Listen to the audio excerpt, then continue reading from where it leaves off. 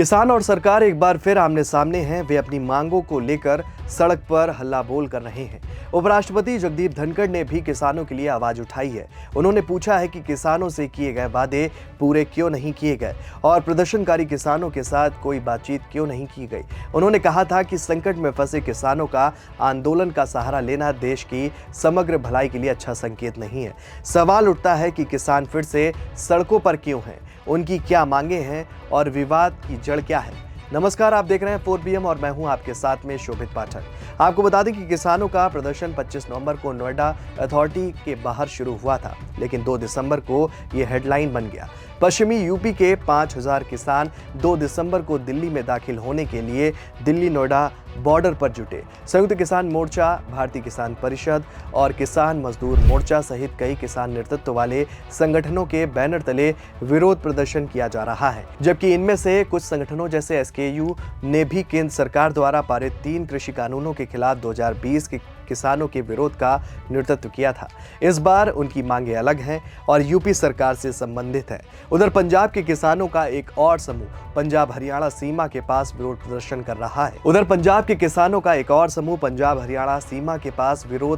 कर रहा है। उनकी मांगे न्यूनतम समर्थन मूल्य से संबंधित है और यूपी के किसानों के मुद्दों से अलग है। यूपी के किसानों की मांगे 1997 से 2008 के बीच क्षेत्र में सरकार द्वारा भूमि अधिग्रहण से संबंधित है।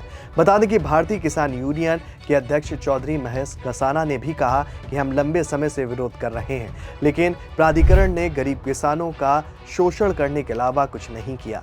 अब वे न्यू नोएडा की बात कर रहे हैं। वे फिर से हमारी जमीन जबरदस्ती हड़प लेंगे। किसानों ने मांग की है कि आवासीय और वाणिज्यिक क्षेत्रों को विकसित करने के लिए ली गई भूमि का 10% उन परिवारों के लिए भूखंड के रूप में विकसित किया जाए जो इसके मूल मालिक थे। वे बढ़ी हुई मुद्रास्फीति के कारण मुआवजे की दर में 64.7 की वृद्धि भी चाहते हैं। किसानों का तर्क है कि पुरानी अधिग्रहण दर मौजूदा बाजार दर से 4 गुना कम है। अन्य मांगों में विस्थापित लोगों के बच्चों और परिवारों के लिए नए कानूनी लाभ लागू करना भी शामिल है, जैसे स्कूलों और कॉलेजों में 10% आरक्षण और मुफ्त बिजली और पानी।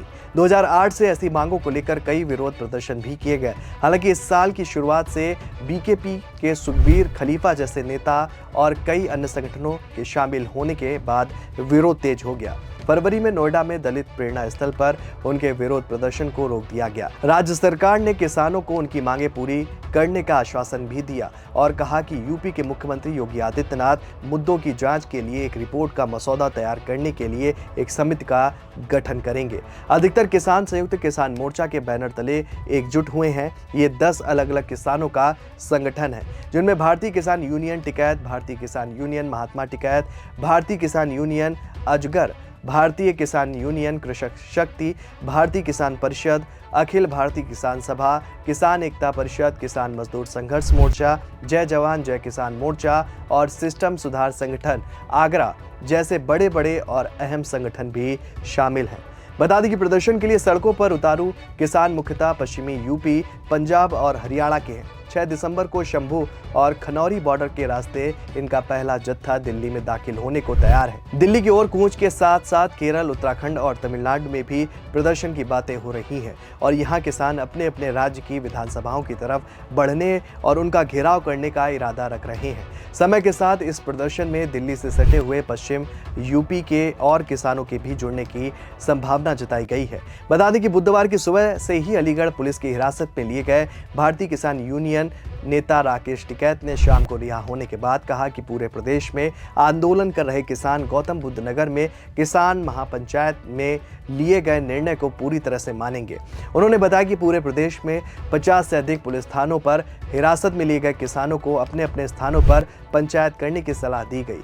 टिकैत ने आगे कहा कि हम इन पंचायतों में भी किए गए सभी निर्णयों का सम्मान करेंगे। टिकैत ने यह भी खुलासा किया कि किसान नेता विरोध प्रदर्शन के लिए अपने ट्रैक्टर से लखनऊ जाने की संभावना पर विचार कर रहे थे। उन्होंने कहा कि जिन मुद्दों का हम सामना कर रहे हैं वे यूपी सरकार से जुड़े हुए हैं और वहीं से समाधान आना चाहिए। किसान लंबे संघर्ष की तैयारी में है। आपको बता दें कि बुधवार शाम 1 दर्जन से अधिक समर्थकों के साथ राकेश टिकैत को टप्पल थाने से रिहा कर दिया गया, जिसके बाद उन्होंने पूरे प्रदेश में धरना करने का संदेश इन किसानों को दिया। उन्होंने कहा कि मैं उनसे फिलहाल विरोध समाप्त करने और गौतम बुद्ध नगर में चल रही किसान पंचायत का निर्णय आने तक प्रतीक्षा करने को कहूंगा। टिकैत ने आगे कहा कि अब देरी हो गई है।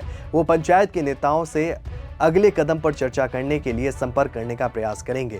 भारतीय किसान यूनियन नेता राकेश टिकैत को अलीगढ़ पुलिस ने हिरासत में लिया था। वो किसान नेताओं की एक बैठक में भाग लेने के लिए गौतम बुद्ध नगर के ग्रेटर नोएडा जा रहे थे। पुलिस के एक अधिकारी ने बताया कि किसान नेता राकेश टिकैत ग्रेटर नोएडा जा रहे थे।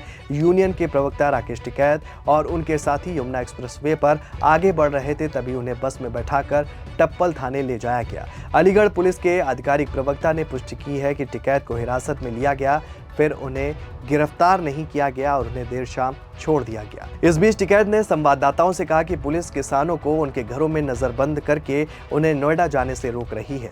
उन्होंने कहा कि आप हमें कब तक हिरासत में रखेंगे? अगर आप हमें बंद रखेंगे तो आप किससे बात करेंगे?